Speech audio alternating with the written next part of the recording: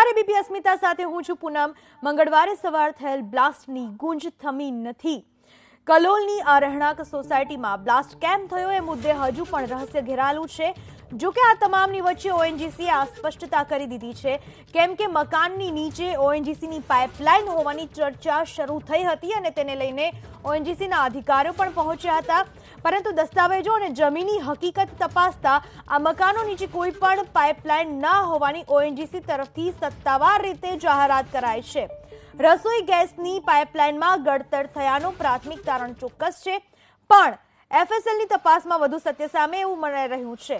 ધમાકાની તીવ્રતા જોઈને કલોલના લોકો એફએસએલની સંપૂર્ણ તપાસની માંગ કરી રહ્યા છે। આ દરમિયાન ઓએનજીસીના અધિકારીઓના નિવેદનથી અહીં ગેસ પાઇપલાઇન ન હોવાનું સ્પષ્ટ થઈ ચૂક્યું છે।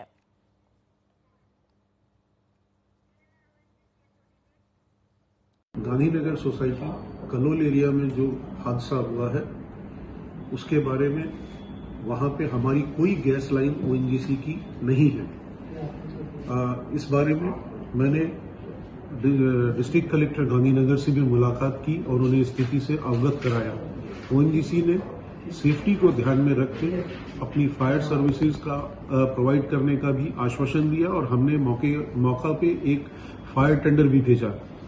वहां पे पुनः मैं अवगत कराऊंगा कि वहां पे हमारी कोई गैस लाइन नहीं है।